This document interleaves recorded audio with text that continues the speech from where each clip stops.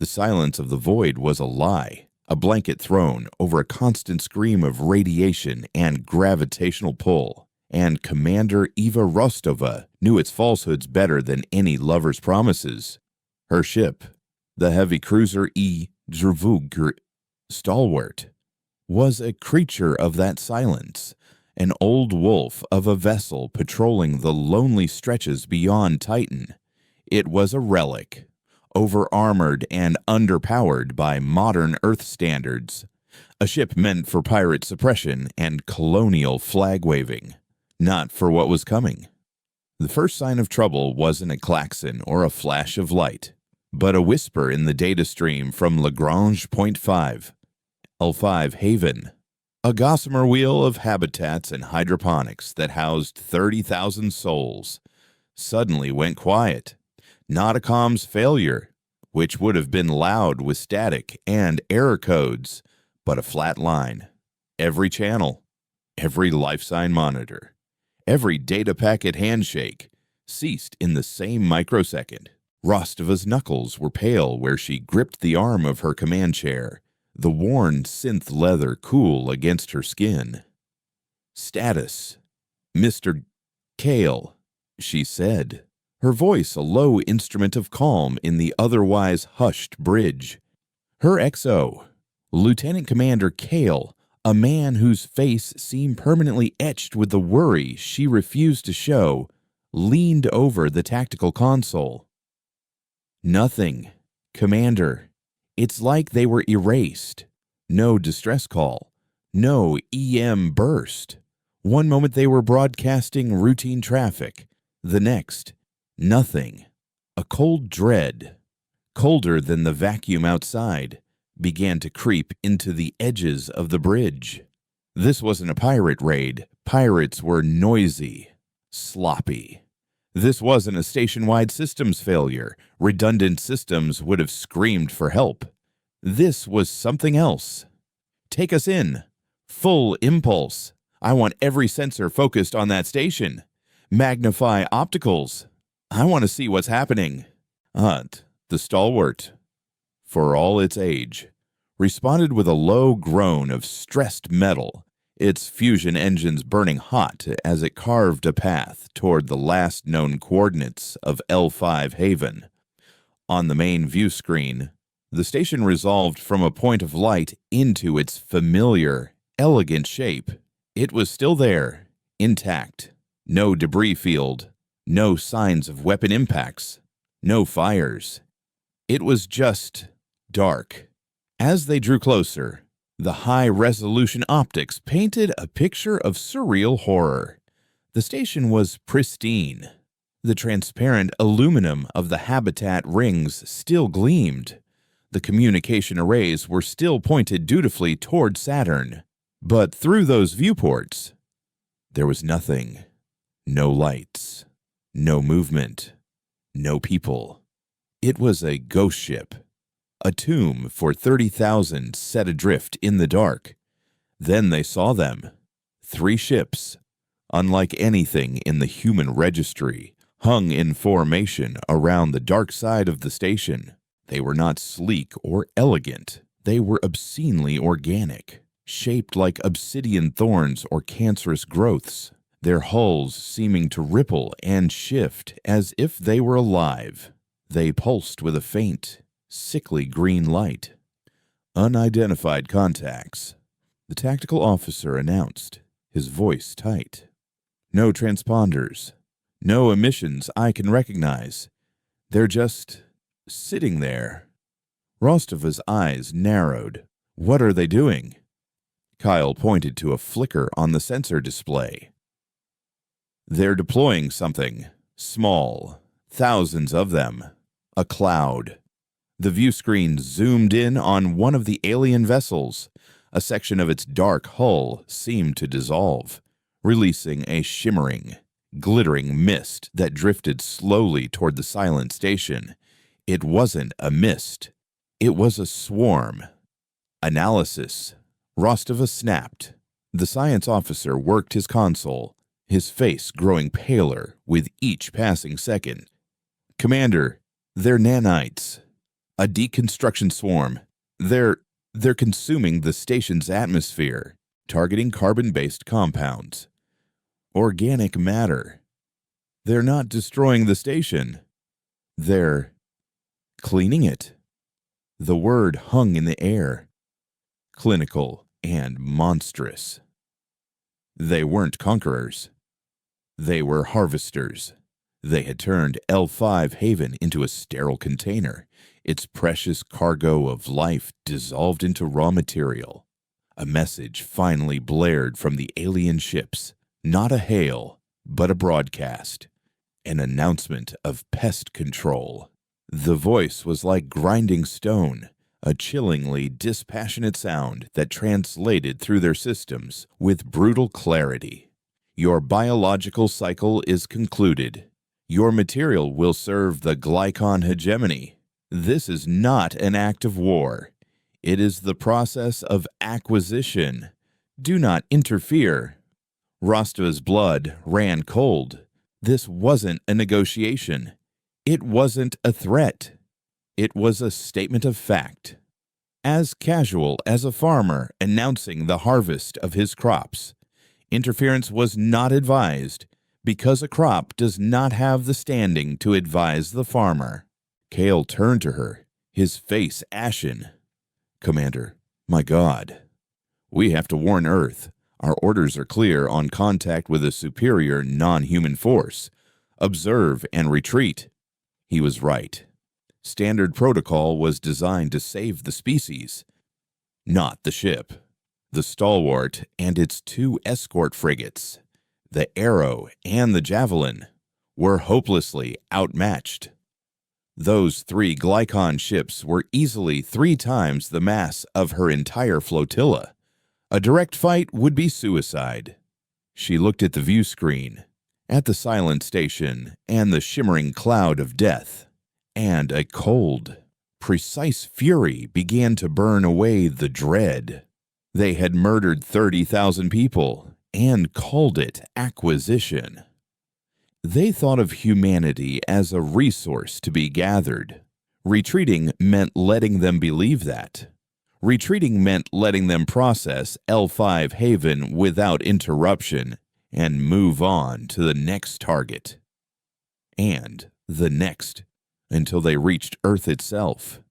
No, Rostova said, the word cutting through the tension on the bridge. Kale stared at her.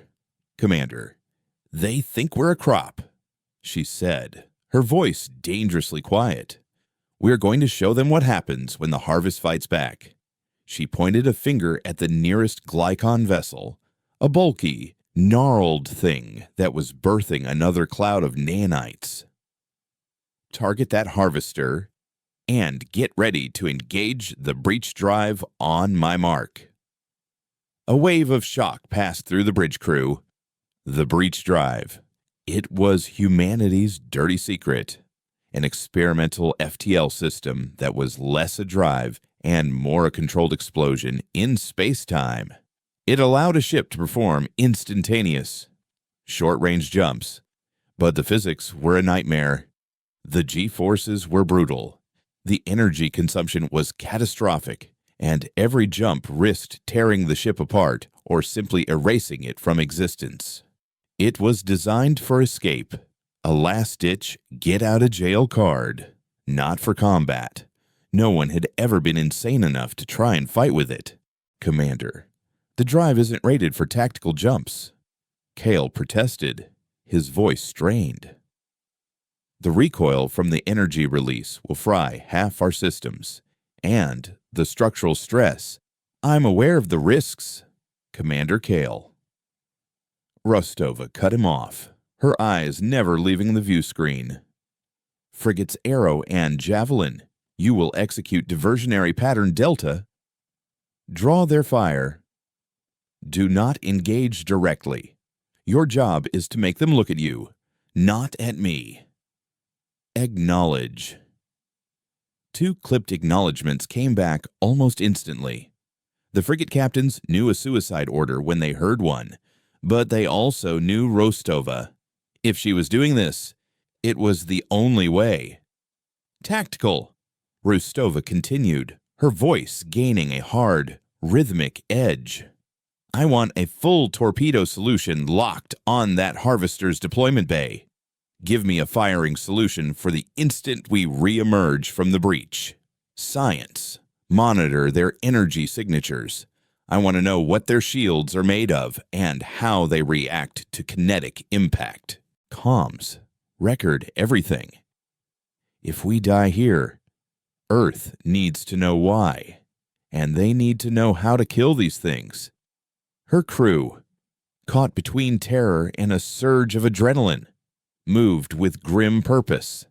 Consoles lit up, targeting reticles appeared, and the low hum of the ship's power core began to climb into a high-pitched whine as it diverted unimaginable amounts of energy to the breach drive.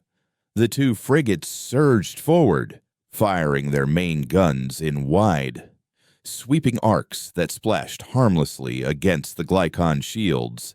As predicted, two of the alien vessels turned their attention toward the annoying gnats, their weapon ports glowing with that same sickly green energy.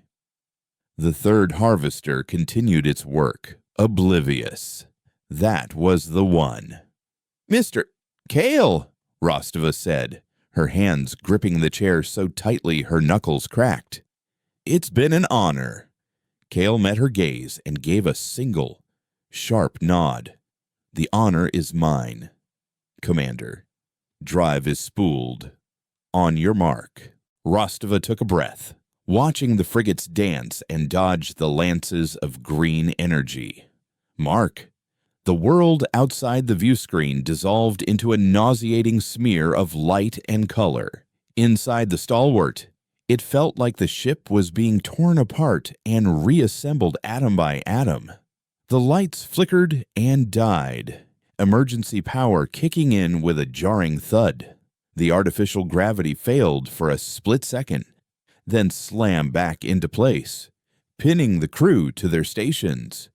The ship screamed, a chorus of groaning metal and overloaded circuits. And then they were there. The Stalwart emerged from its violent transit less than 500 kilometers from the Glycon harvester, a distance that was point blank in naval terms. They were inside its shield bubble. For a priceless second, the Glycon ship was defenseless, its methodical systems unable to process the sudden appearance of a hostile cruiser where empty space had been an instant before. "Fire everything!" Rostova roared, her voice hoarse. The Stalwart unleashed its entire portside arsenal. Torpedoes streaked across the tiny gap, their warheads detonating in blinding flashes.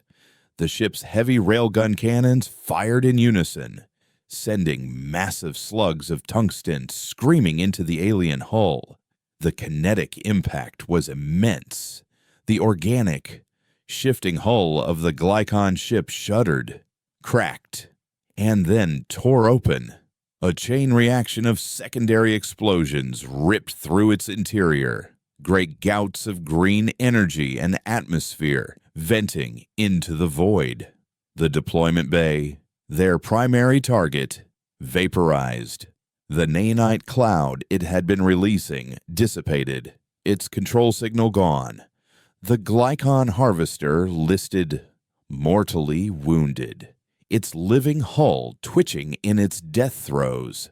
But the victory was costly. The backlash from the breach drive and the proximity to the explosions had savaged the Stalwart. The bridge was a chaotic scene of sparking consoles and shouting damage control teams. "Report," Rostova demanded, pulling herself upright. "Breach drive is offline, completely fried," Colles said, his cheek bleeding from a piece of shrapnel. "Main power is fluctuating at 40%. Portside armor is compromised. Multiple hull breaches on decks 5 through 9. We've lost the Arrow." Rostova's stomach clenched. The frigate's icon had vanished from the tactical display. A quick, brutal death from one of those green energy lances. The Javelin was damaged, but still fighting, desperately trying to pull the remaining 2 Glycon ships away from the crippled Stalwart. It wouldn't last long. The 2 remaining Glycon ships, their initial confusion turning to cold, methodical rage, began to advance. They had stopped seeing this as a harvest. Now, it was an extermination. The human ships were no longer a crop, they were a pest, and they would be dealt with accordingly. "They're coming for us," the tactical officer stated, his voice flat with impending doom. Rostova looked at her dying ship, at the faces of her crew, bruised and bloody, but still at their posts. They had won the first exchange. They had proven these gods could bleed. But the price of that lesson was about to be paid in full. "Comms," she said, her voice steady despite the tremor in her hands. "Transmit the full data burst to Sol Command. Everything we recorded. Sensor readings on their shields, weapon signatures, the harvester's structural weaknesses. Transmit it on a tight beam, continuous loop. Make sure they get it." The comms officer nodded, his fingers flying across his console. Data burst away. "Commander, they'll have it." "Good." Rostova turned her gaze back to the approaching enemy ships. They were majestic and terrifying, inevitable as the tide. The Javelin finally succumbed, its engines failing before it was torn in half by a coordinated volley. Now, only the Stalwart remained, crippled and alone. "Mr. Kale," she said softly, "bring the remaining railguns to bear. Target their lead ship's energy core. If we're going to die, we're going to die loud." Kale managed a grim smile. "Aye, Commander, loud it is."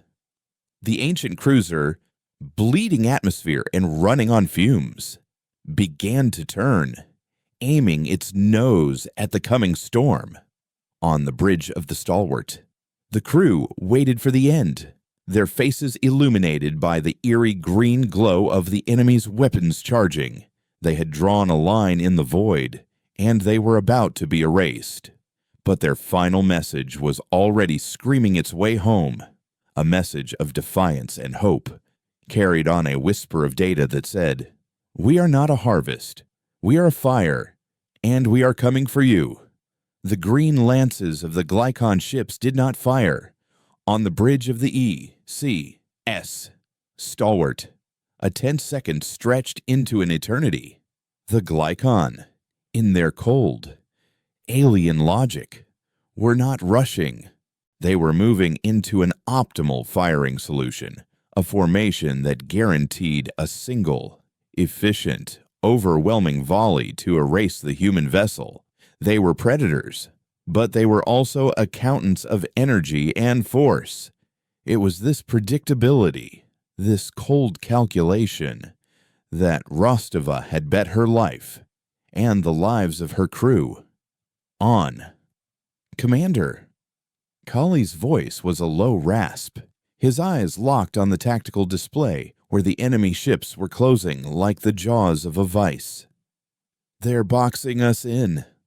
Rostova's gaze wasn't on the approaching ships, but on the dying hulk of the harvester they had crippled.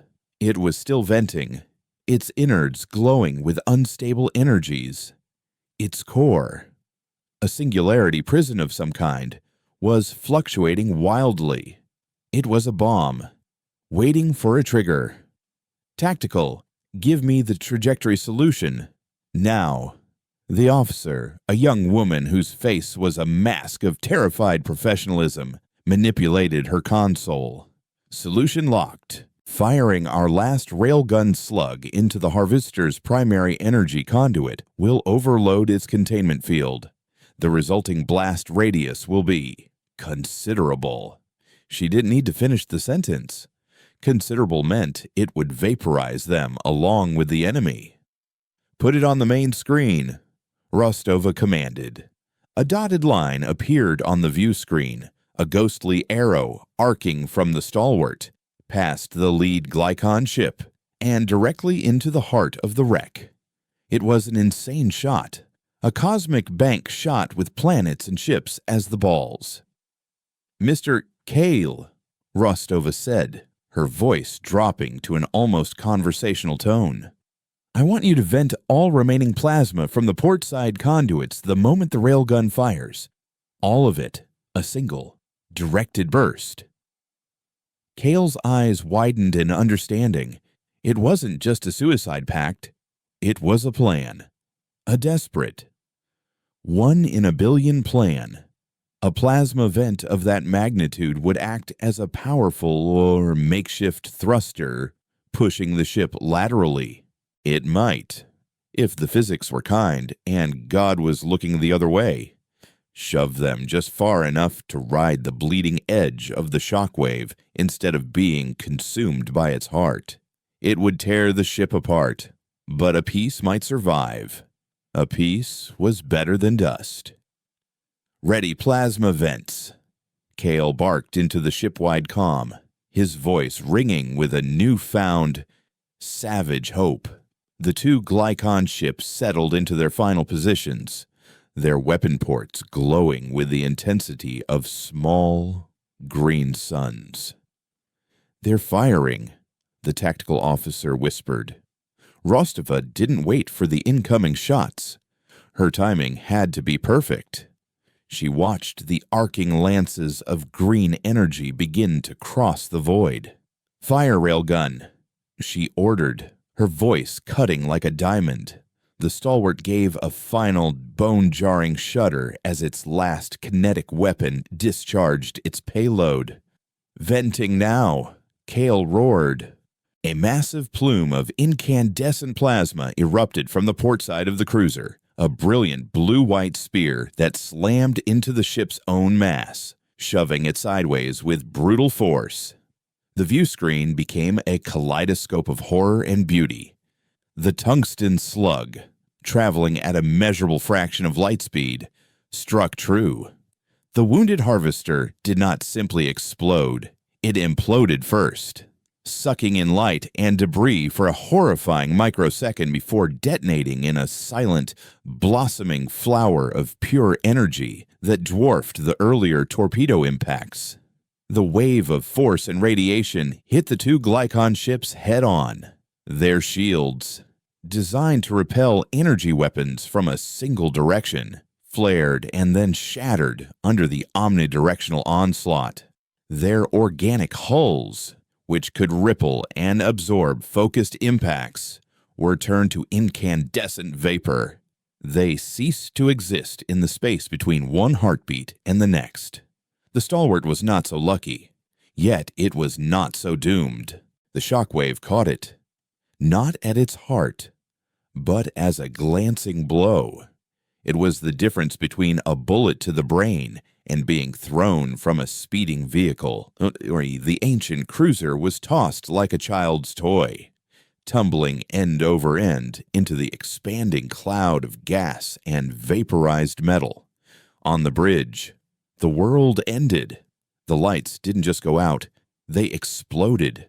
Consoles erupted in showers of sparks, and the view screen went black as the armored shutters slammed down. A final act of self-preservation from the ship's dying machine spirit. The inertial dampeners, already weakened, failed completely, and the crew was subjected to G-forces that turned blood to lead and threatened to snap bone. Then, as suddenly as it began, there was silence, a profound, ringing silence, broken only by the hiss of escaping air and the faint, pained groans of the survivors. Rostova awoke to the taste of blood and ozone. Her head was pressed against a buckled bulkhead, and a deep, throbbing pain radiated from her left arm. Emergency lighting, a dim, terrifying red, cast long shadows across a scene of utter devastation. The bridge was a wreck. Kale was slumped over his console, but he was stirring, pushing himself up with a groan.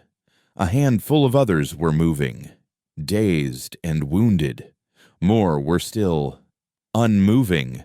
The cost had been high. "Damage report," she rasped, her voice raw. It took minutes for the reports to trickle in from the few stations still drawing power. The news was apocalyptic.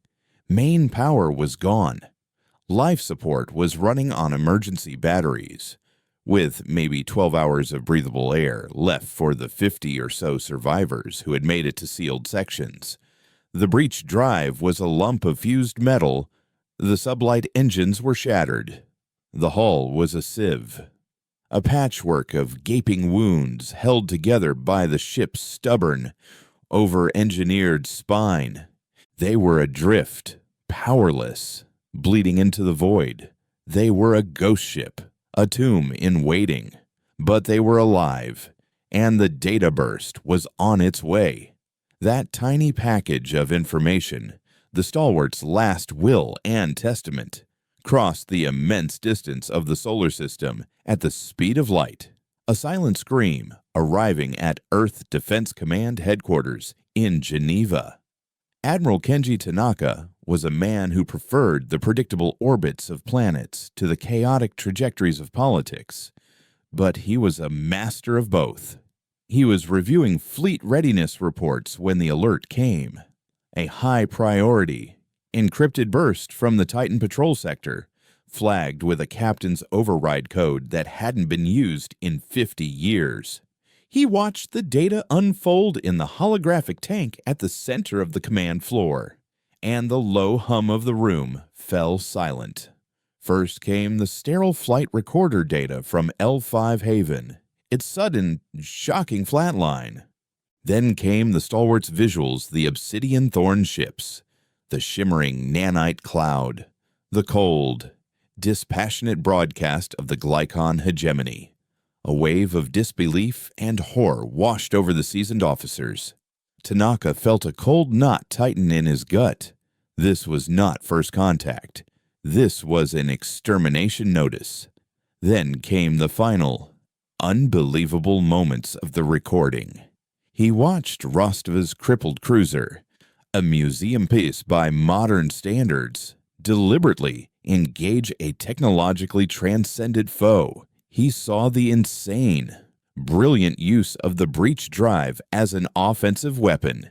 He saw the torpedoes and railgun slugs, brutal and primitive, tear open a harvester that should have been untouchable.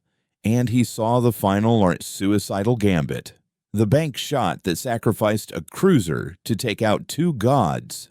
When the feed cut out in a blast of static and overwhelming energy readings, the room was as silent as the tomb L5 Haven had become. No one knew what to say. They had just witnessed the death of over 200 sailors and the birth of a new age. "Get me Dr. Thorn," Tanaka said, his voice quiet but carrying the weight of command. Dr.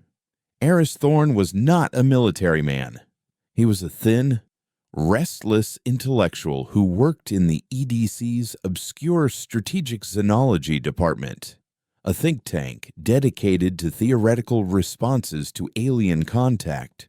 For decades, he and his department had been a budgetary footnote, a source of academic amusement for the real soldiers.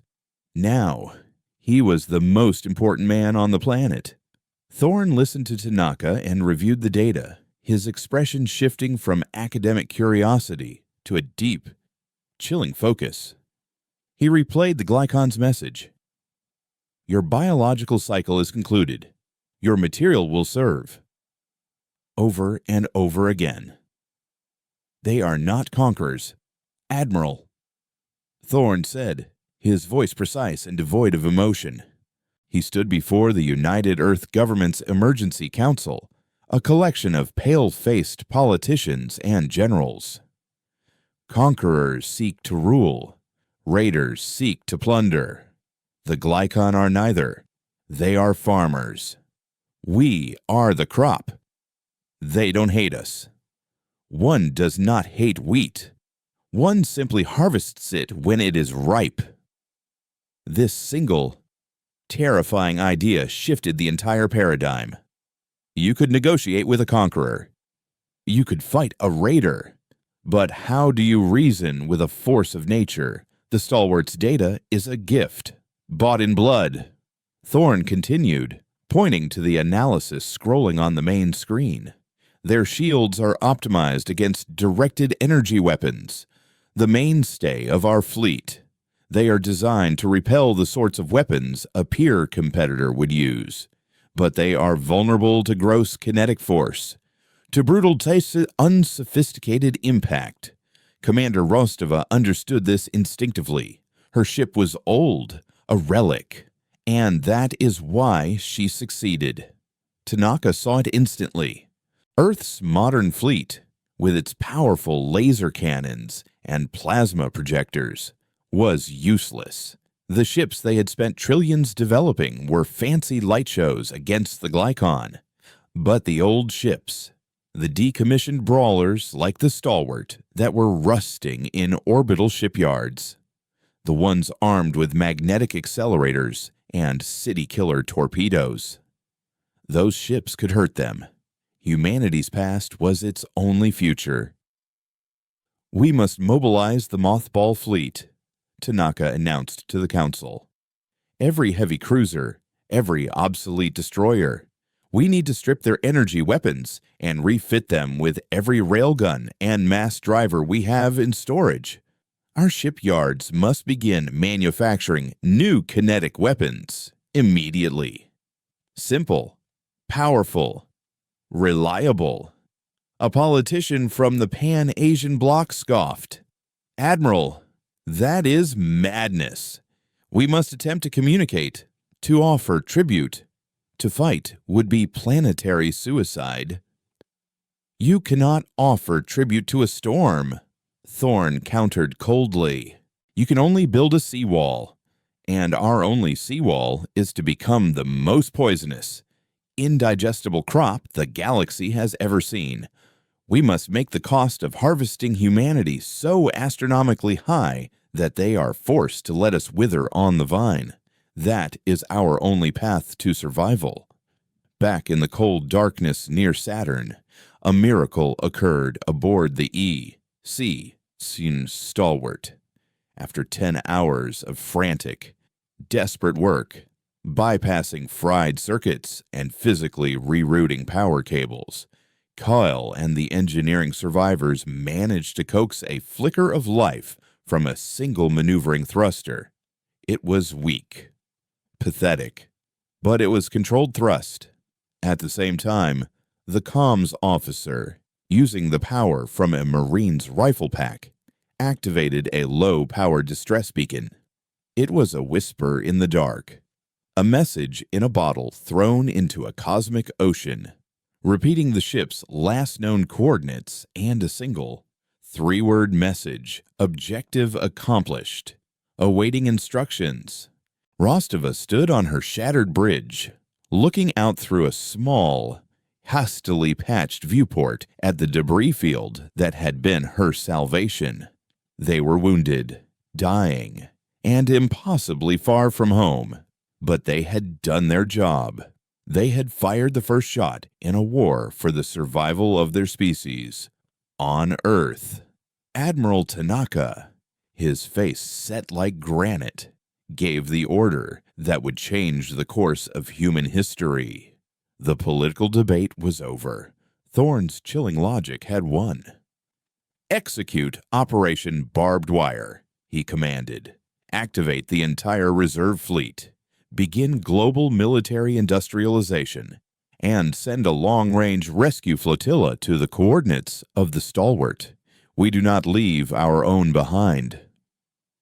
The rescue ships would take weeks to arrive, weeks during which the 50 survivors of the Stalwart would have to survive on dwindling air, recycled water, and sheer, bloody-minded determination. And weeks during which the Glycan hegemony, having noted the loss of a harvester, would begin to divert a much much larger force toward the insignificant blue planet that had dared to fight back. The harvest was coming, and humanity was sharpening its scythes. The 12 hours of breathable air had become 6, then 4. Aboard the crippled Stalwart, every tick of the emergency chronometer was a countdown to suffocation. The 50 survivors were gathered in the most intact section of the ship, the aft engineering bay, where the emergency bulkheads had held. The air was cold, thin, and carried the metallic tang of fear. Commander Rostova moved among them, her left arm in a crude sling fashioned from a power conduit's casing, her face a bruised but unbreakable mask of authority. She wasn't offering false hope or empty platitudes. She was organizing work crews. Hope was a luxury. Survival was a job. "We're not dying here," she stated to Kale, her voice a low growl that defied the hissing of the strained life support. They stood over a flickering schematic of the ship, a ghostly blue image that showed their prison in stark detail. The torpedo bay on Deck 7. The bulkhead sealed during the blast. It's a vacuum, but the atmospheric processors were fully charged, and the emergency oxygen tanks for the warheads should be intact. Carl traced a line through a mangled, debris-choked corridor on the schematic. "Commander, that section is a death trap. The hull is compromised all around it. Radiation levels from the damaged drive core are spiking in that corridor. An EVA suit might handle it. But for how long? And we only have 2 operational suits." "Then we only need 2 people," Rostova said, her decision already made. "I'll lead." "Absolutely not." Kale countered immediately, his voice firmer than she had ever heard it. "You are the commanding officer. If the rescue flotilla finds us, they need you, not me. You hold the tactical knowledge of the enemy. I'm a glorified mechanic. I'll go with Ensign Petrova. She's the best zero-G welder we have left." Rostova held his gaze for a long moment, seeing not insubordination, but a fierce, protective loyalty. She saw the logic. Cold and hard as the void outside, she hated it. "Fine," she conceded with a sharp nod. "But you will maintain constant comms. The second your dosimeter hits the red line, you turn back. That's an order." The journey through the dead ship was a pilgrimage through a mechanical hell.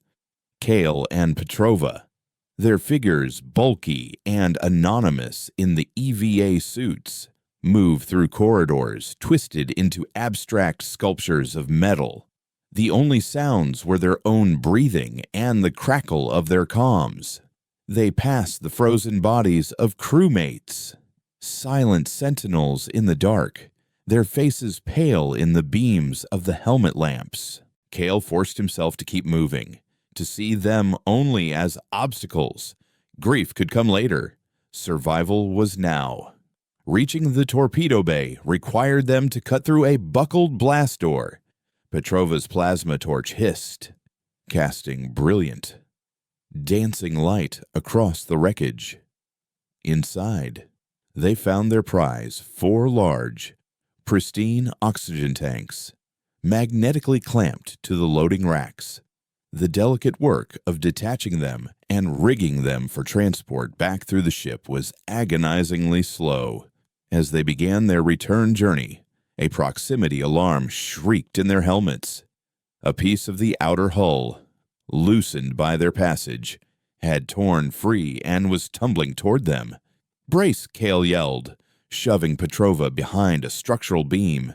The jagged piece of metal, the size of a ground car, spun past them, missing by inches but trailing a web of severed power cables that whipped through the corridor like angry serpents. One of them snagged Kale's leg, the live current shorting out his suit's primary power. The lights on his helmet died. His comm went silent, and his suit's internal temperature began to plummet. He was suddenly alone, blind, and freezing in the dark. On Earth, the quiet desperation of the Stalwart was mirrored by a planet-wide, feverish industry. Operation Barbed Wire was in full, chaotic swing. The orbital shipyards at Baikonur Turatum, long relegated to commercial satellite launches and maintenance, had become the nexus of humanity's survival. 24 hours a day, the skeletal frames of the yards glowed with the light of thousands of plasma torches and welding arcs. Elias Vance, a master shipwright with hands as gnarled as old wood and eyes that had seen the launch of 3 generations of starships, had been pulled out of a disgruntled retirement. He now stood on the magnetic scaffolding alongside the hull of what was once the E.C.S. Indomitable, a decommissioned dreadnought that hadn't seen space in 40 years. Junk, he muttered to the young, nervous-looking engineer beside him. We're fighting interstellar gods with junk. But there was a grudging respect in his voice. Around him, teams of workers were stripping the Indomitable of its useless finery. The elegant, powerful laser emitters were being ripped out, leaving ugly scars on the hull. In their place, massive, brutally functional magnetic accelerator cannons were being bolted and welded into position. The ship was being transformed from a fencer into a sledgehammer. Elias ran a hand over a newly installed armor plate, a triple laminate composite he had helped design decades ago. They called this overkill back then. He grumbled to the engineer, said kinetic weapons were primitive, said energy shields made armor like this obsolete. He patted the thick plate. Nothing's obsolete when it works. This philosophy was being enacted across the globe. Foundries that once made cars now churned out tungsten slugs. Physics labs that had pursued esoteric theories were now calculating relativistic kill vehicle trajectories. The entire scientific and industrial might of humanity was being focused on a single, primitive concept throwing rocks. Very, very fast. Admiral Tanaka and Dr. Thorne stood on an observation deck overlooking the organized chaos of the shipyards. Below them, the Indomitable was being rechristened. Its new name was being stenciled onto its bow in stark, white letters, E.C. Hamer. It is a crude and brutal business we are engaged in. Tanaka observed, his reflection a stern ghost in the armored glass. Thorne watched a crane lower a torpedo the size of a small building into the Hammer's launch bay. Brutality is the only language the Glycon will understand. Admiral, their entire philosophy is based on efficiency, the acquisition of resources. Rostova's report was clear. They do not value life. They value material. We must teach them that every gram of human material will cost them a metric ton of their own. Tanaka turned from the window. The first battle group, led by the Hammer, will be ready in 3 weeks. We have detected a significant Glycon fleet massing near the Oort cloud. They are coming. The question is, will we be ready? Thorne's expression was grim. We have to be. There is no alternative. He gestured to the frantic work below. This is more than an industrial effort. It is an act of species-wide evolution, forced upon us in a single stroke. We are shedding our skin of complacency and remembering that the universe does not reward the peaceful. It rewards the resilient. Far beyond the frantic preparations of humanity, in the cold, silent depths of interstellar space, the entity known as the Adjudicator processed the anomaly. It was not a being in any human sense. It was a consciousness, a nexus of pure logic grown into the core of a bioship the size of a small moon.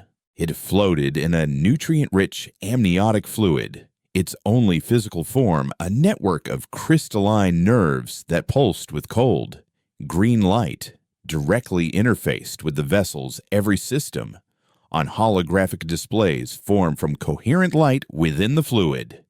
It replayed the last moments of its harvester. It analyzed the illogical, inefficient tactic of the human ship. The use of a high-risk FTL drive for a short-range, offensive jump was tactically insane.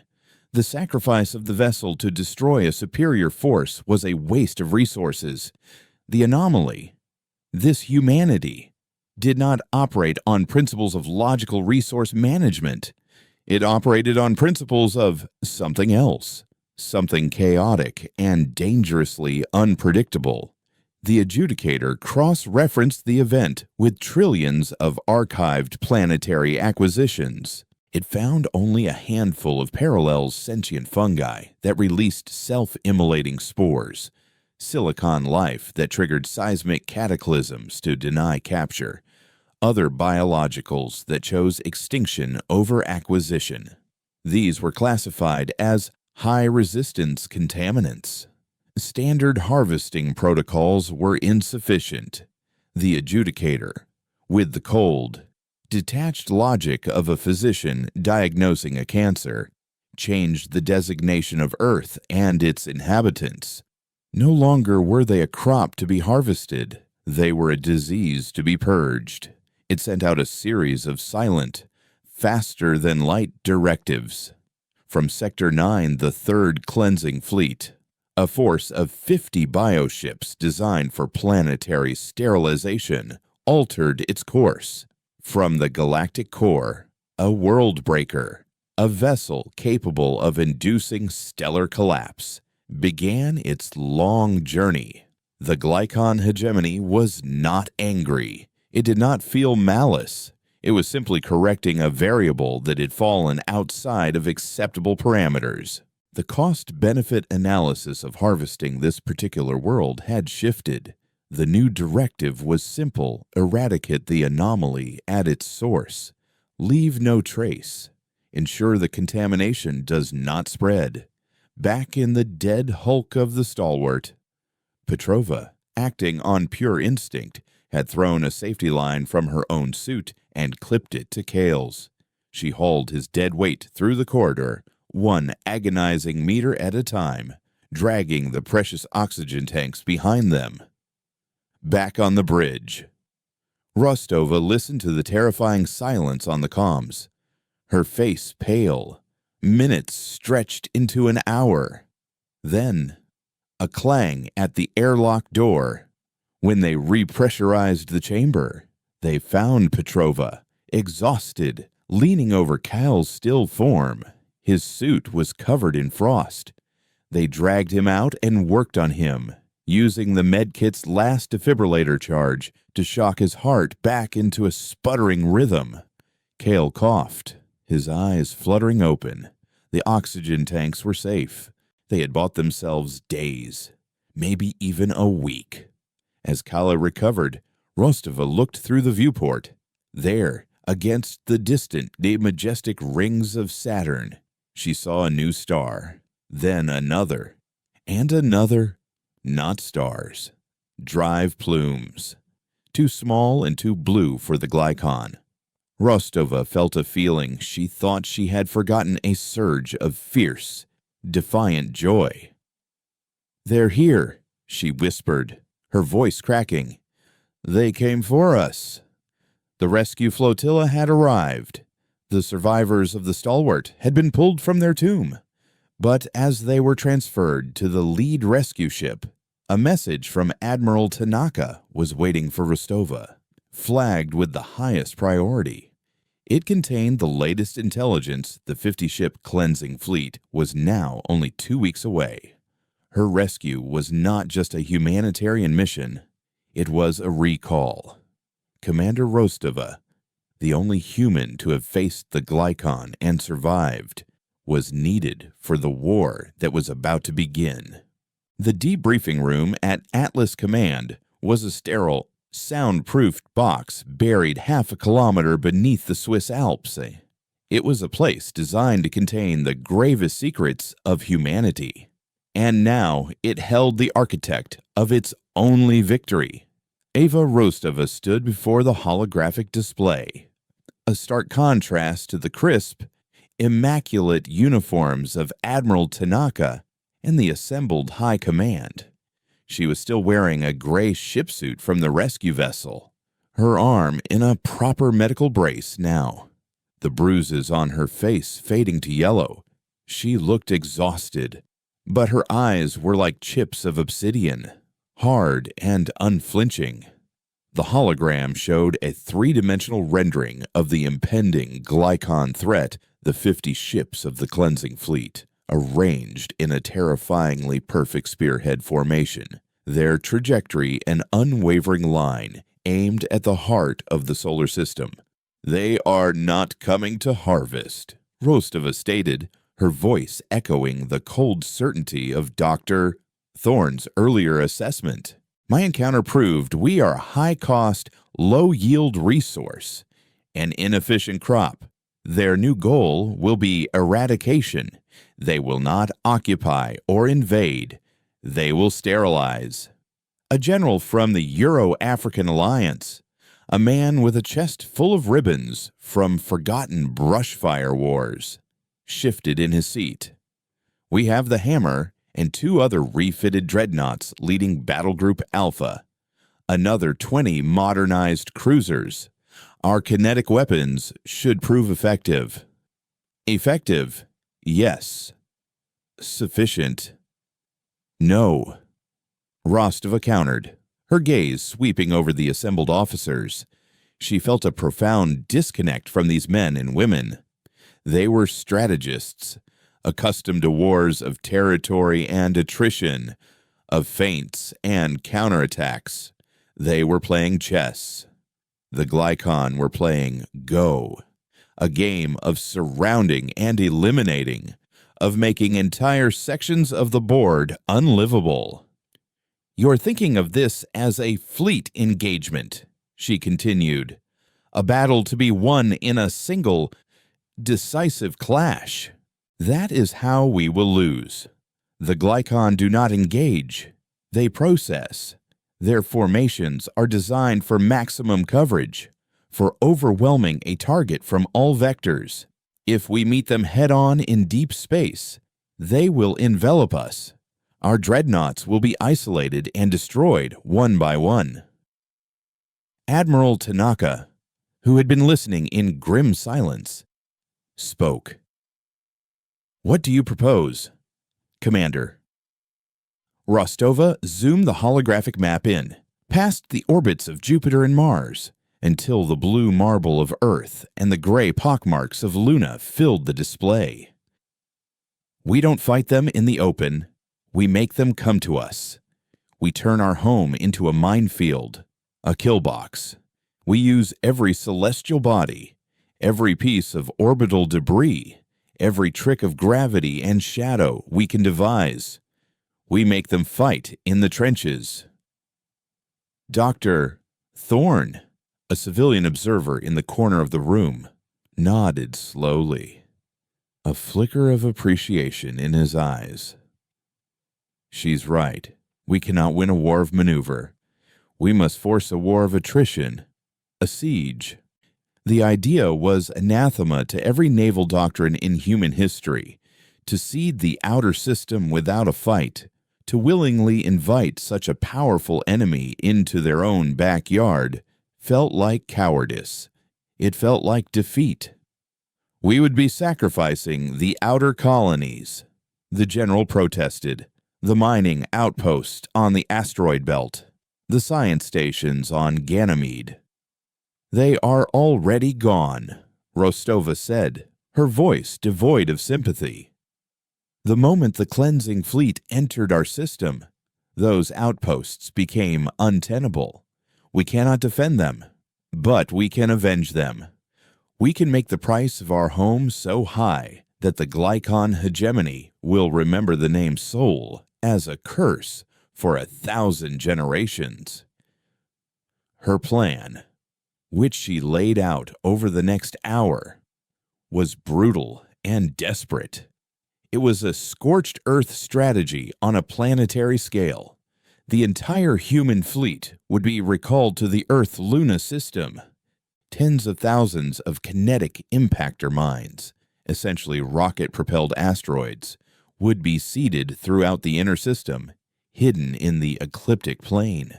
The refitted fleet would not engage in open battle, but would use Luna and Earth as gravitational shields, launching lightning-fast breach-and-burn attacks short, violent FTL jumps inspired by the Stalwart's suicidal maneuver, firing a full kinetic salvo at point-blank range, and jumping back behind cover before the enemy could effectively retaliate. It was guerrilla warfare in space, using planets as mountains and asteroids as roadside bombs. The centerpiece of her plan was the most controversial. Project Chimera, she called it. She pointed to the massive, half-finished orbital rings and construction platforms that had been a source of planetary pride before the war. We armed them. We turn our shipyards, our orbital habitats, into the largest weapons platforms in human history. We mount hundreds of heavy railguns and mass drivers directly onto their superstructure. They will be immobile. Yes, they will be obvious targets, but they will have their own fusion reactors, capable of powering these weapons at a rate no ship ever could. They will be our fortresses, our line in the sand. The plan was met with stunned silence. It was a strategy born of utter desperation, a plan that accepted unthinkable losses and turned the very cradle of humanity into a weapon of war. But as the silent seconds ticked by, the grim logic of it began to sink in. They were outnumbered and out-teched. A conventional defense was suicide. Rostova was offering them the only thing they had left a chance to die on their own terms, and to take the enemy with them. Admiral Tanaka made the decision. "Execute it," he said, the two words sealing the fate of the solar system. The next 2 weeks were a blur of frantic activity that dwarfed the initial phase of Operation Barbed Wire. The recall order went out, and ships from every corner of the system began a desperate burn for home. The rescue flotilla carrying Rostova and the Stalwart survivors was the first to arrive. As her ship docked with the newly christened Atlas Command platform, the largest of the orbital fortresses, Rostova saw her vision coming to life. The graceful, half-finished habitat ring was now a brutalist nightmare of armor plating and weapon emplacements. The fusion torch of a heavy mass driver, long enough to be a ship in its own right, was being guided into place by a swarm of construction drones. It was monstrous. It was beautiful. Rostova was not given a hero's welcome. She was given a command. Tanaka, recognizing the unique, battle-forged instinct she possessed, placed her in charge of the mobile fleet elements, codenamed the Wolf Pack. Her flagship was the E.C.C. Vengeance, a cruiser even older and uglier than the Stalwart, but refitted with an experimental, stabilized breech drive and a spinal-mounted railgun that could accelerate a slug to a terrifying Aero 5C. Her crew was a hand-picked collection of survivors, misfits, and the best, most aggressive pilots the EDC had to offer. Among them, to her surprise and relief, was Lieutenant Commander Kale. He had refused a medical discharge and a quiet desk job, demanding to serve under his old CO. "Someone's got to make sure you don't get us all killed with one of your brilliant, insane plans," he'd said with a grim smile, his face now bearing a thin scar from his ordeal. "I'm your designated pessimist. Commander." On the bridge of the Adjudicator's moon-sized vessel, floating in the silent gulf between galaxies, the entity reviewed the data streaming back from its forward scouts. The human anomaly was behaving illogically again. It was consolidating its forces, abandoning its outer territories. It was fortifying its home system in a primitive, static manner. The Adjudicator's crystalline nerves pulsed with the cold light of pure reason. This was the behavior of a cornered, territorial species. Its actions were predictable. The cleansing fleet would arrive, establish a perimeter, and begin the systematic, orbital bombardment of all fortified positions. The static defenses, while powerful, would be overwhelmed by superior numbers and maneuverability. The smaller, mobile ships would be hunted down and eliminated. The planet's biosphere would then be ignited. The process would be methodical, efficient, and final.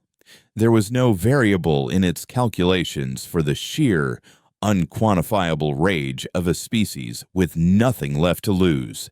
There was no metric for the ingenuity born of desperation.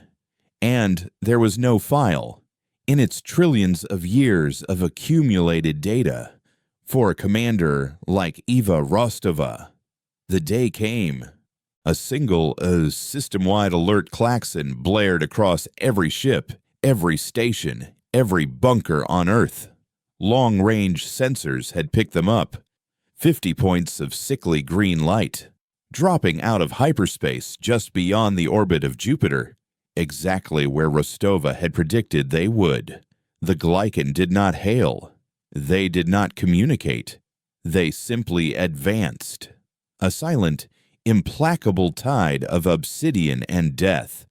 On the bridge of the Vengeance, Rostova stood in the center of the organized chaos. Her ship was part of a flotilla of 10 cruisers and 20 frigates, hiding in the immense shadow of Luna. All ships, maintain absolute emission control, she ordered, her voice calm and steady. Let them come. Let them walk into the parlor. On Atlas Command, Admiral Tanaka watched the main tactical display. The red icons of the human fleet were a pitifully small cluster around the blue dot of Earth. The green icons of the Glycon fleet were a wave, a flood that was about to wash over them. First minefield is in their path, an officer announced. They watched as the Glycan spearhead moved, unwavering, into the designated area. Detonate, Tanaka commanded. Far out in the cold darkness, thousands of rocket-propelled asteroids fired their engines, converging from all directions on the lead Glycan ships. There was no light, no sound to warn them, just the cold, hard math of trajectory and impact. For the first time since entering the system, the perfect formation of the cleansing fleet broke. Asteroids, some the size of small moons, slammed into their bioships. The kinetic force was beyond what their shields could absorb. Hulls of living obsidian cracked and shattered. 3 of the ships were annihilated outright, their cores breached. 4 more were crippled, tumbling lifelessly through space. The first blow had been struck. The Glycon fleet paused. Its advance halted as it processed this crude, unexpected attack. Then, it adapted. Smaller ships fanned out, emitting energy pulses to detect and destroy the remaining mines. The main fleet reformed, its spearhead now blunted, but its fury undiminished. They began to advance again, slower, more cautiously. They were learning. On the Vengeance, Rostova allowed herself a grim, fleeting smile. They're angry now, she said to Kale. Good. Let's go make them stupid. She opened the channel to the wolf pack. All ships, spool breach drives. Target is the starboard flanking group. We hit them. We break them. And we are gone before they know what hit them. On my mark. The real battle for Earth was about to begin. The shadow of Luna was a cold, absolute black. Within it, the ships of the wolf pack were ghosts, their hulls chilled to near background temperatures, every system running on the barest whisper of power, on the bridge of the E.C.S. Vengeance. Eva Rostova watched the Glycon flanking group advance on the tactical display. They were moving cautiously, sweeping the space ahead with sensor pulses. Wary of another minefield, they were focused forward, their attention on the orbital fortresses they perceived as the main threat. They were blind to the predators hiding on their flank. "They've crossed the Rubicon line," Kyle reported, his voice tight. "They are now within optimal breach range. All ships." Rostova's voice was a low command that cut through the silence of a dozen bridges. "Execute breach maneuver on my mark. Salvo fire all kinetic batteries the instant you rematerialize. Targeting priority is drive systems, then weapons. Do not wait for confirmation. Jump, fire, and jump back. We are scalpels, not hammers. Mark." The universe outside the Vengeance twisted into a sickening vortex of light. The shriek of stressed metal and the groan of the experimental drive filled the ship for a disorienting, gut-wrenching second. Then, they were through. They emerged less than 1,000 kilometers from the Glycon cruisers, a range so close it was like being inside the enemy's pocket. For a priceless moment, they had the advantage of absolute surprise. "Fire!" Rostova roared. The Vengeance and the 9 other ships of her flotilla unleashed hell. Spinal-mounted railguns discharged with concussive force, sending slugs of hyperdense metal screaming across the tiny gap. Torpedo bays spat swarms of kinetic kill missiles. The Glycon ships, their shields angled to face forward, were struck broadside by a tidal wave of brute force. The effect was devastating. The organic hull of one cruiser shattered like obsidian glass. Another lost its entire drive section, sent spinning into the void. The Wolfpack's volley was not a sustained barrage. It was a single, coordinated shotgun blast to the face. Before the Glycon could even bring their main weapons to bear, Rostova gave the next command. "Breach back to shadow coordinates now." Again. The world dissolved. The Vengeance shuddered as if it were being torn apart, the price of its unnatural FTL. When reality reasserted itself, they were back in the comforting darkness behind Luna.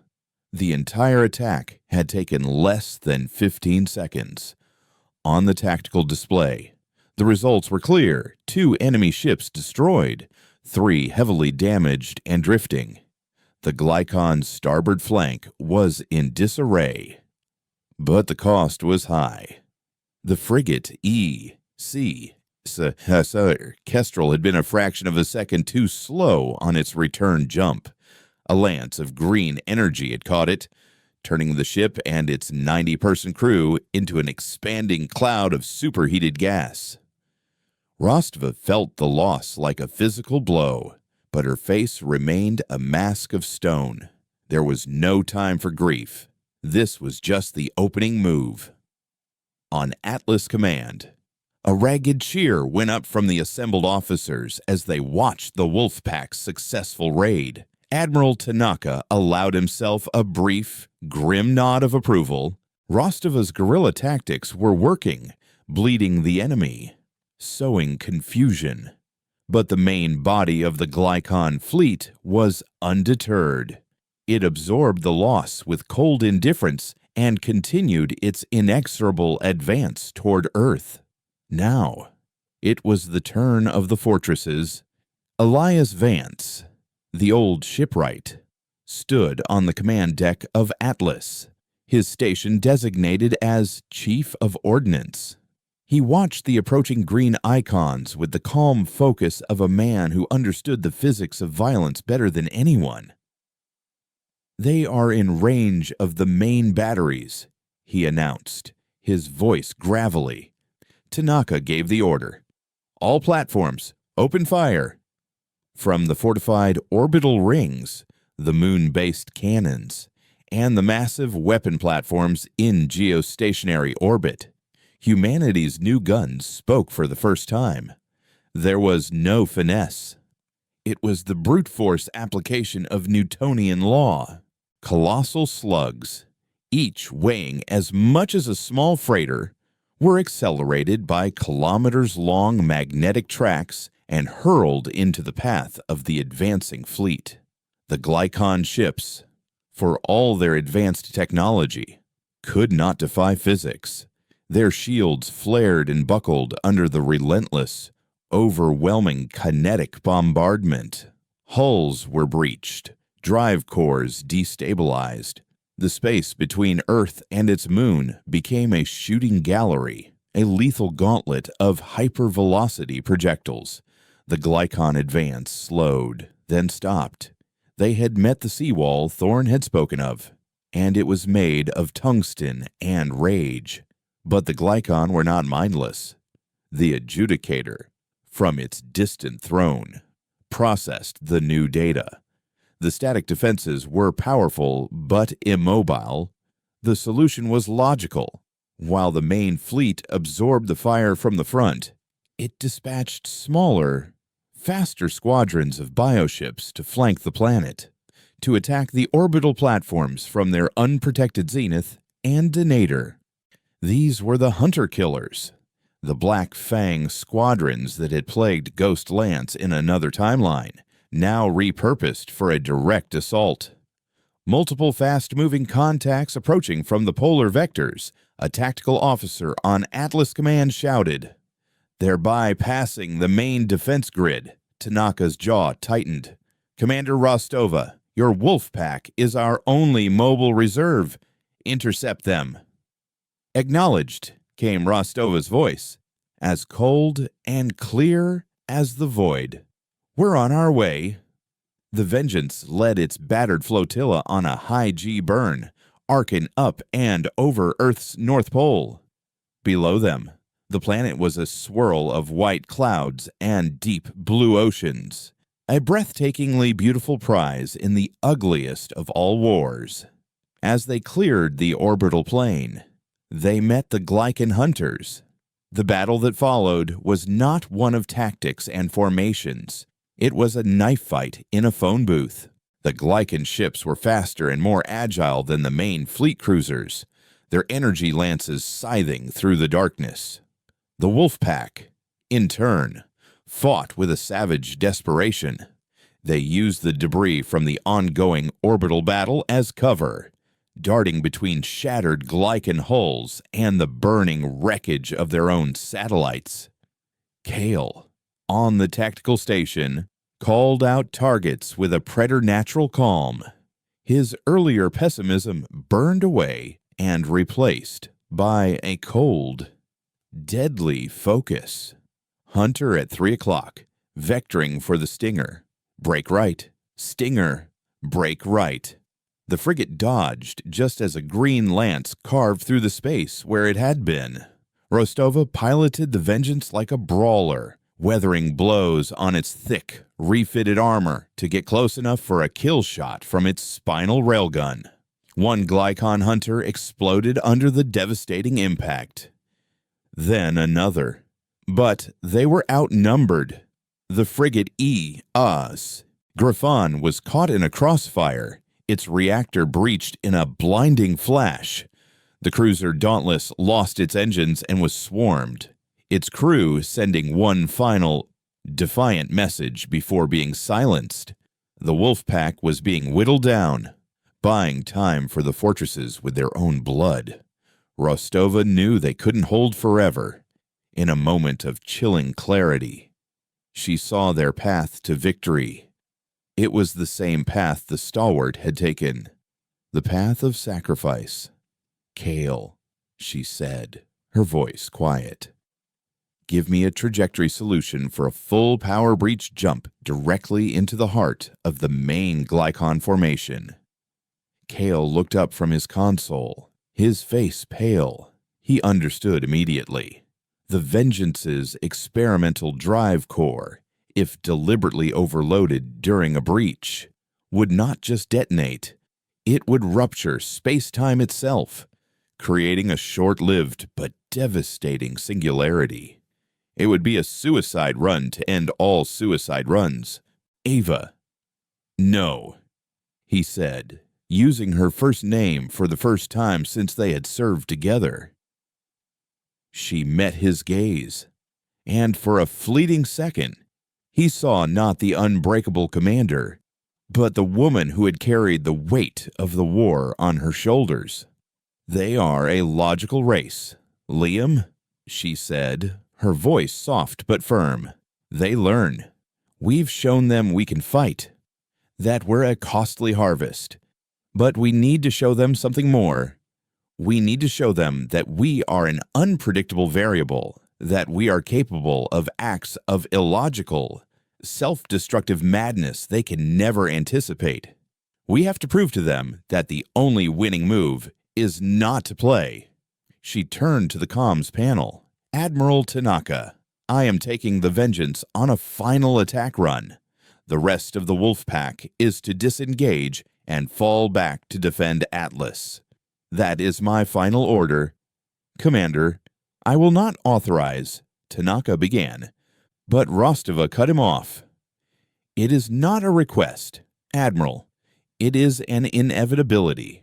"Elias," she said, patching through to the old shipwright, "prepare to fire every gun you have at the breach point the second I detonate. Create a shockwave. Turn our grave into a weapon." On the bridge of the Vengeance, the crew looked to their commander, their faces a mixture of fear and resolute determination. They had followed her through hell. They would follow her to the end.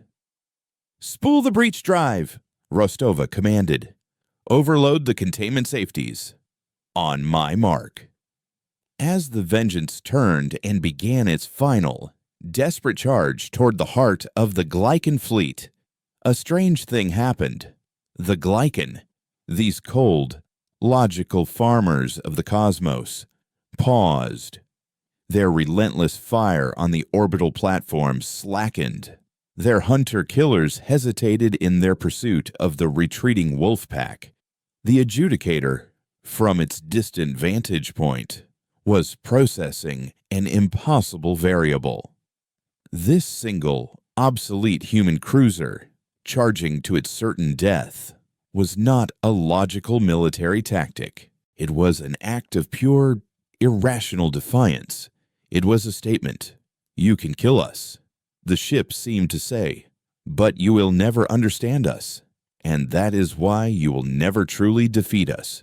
The Adjudicator, for the first time in its eons of existence, encountered a logic it could not compute. The cost-benefit analysis of purging this solar system was escalating exponentially, not in material cost, but in the cost of dealing with an opponent that did not follow the rules of predictable reality. Rostova's hand was poised over the activation panel. The countdown in her mind reached 0. Just as she was about to give the final order, a new alert flashed on the main display. "Unidentified contacts," Kale shouted. "Thousands of them, dropping out of FTL at the edge of the system. They're not Glycon. A fleet, larger than anything humanity had ever conceived, materialized in the void. They were not the organic, obsidian ships of the Glycon. These were vessels of crystalline structure, ships that seemed to be made of captured starlight, others that were brutalist cubes of scarred, unknown metal. It was a motley, Impossible Armada. A message, translated through Earth's bewildered comm systems, broadcast across all channels. The voice was ancient, weary, and filled with a pain that transcended language. We are the Silthari. We are the Drek. We are the survivors of 1,000 harvested worlds. We have watched. We have waited. But today, the harvest ends. The Glycan fleet, caught between the defiant fury of humanity and the sudden appearance of an ancient, vengeful cavalry, found itself in a position it had never before experienced. It was surrounded.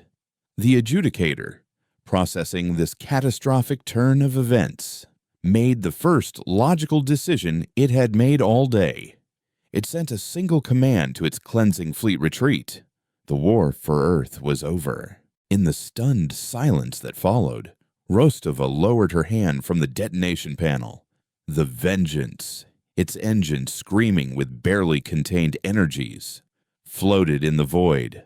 A bomb that had not needed to explode. On the bridge, Kale let out a shaky breath he didn't realize he'd been holding. "Ava," he whispered. "What just happened?" Rostova looked out at the impossible fleet of saviors, at the retreating green lights of the Glycon, and at the beautiful, wounded blue marble of her home. "They learned," she said, a slow, weary smile finally touching her lips. "We taught them how to be afraid." Humanity had survived. They were no longer a crop waiting for the harvest. They were a fire that had summoned the dawn. And in the great silent darkness of the galaxy, a new legend had been forged in the crucible of a war that should have been an end, but was, instead, a beginning.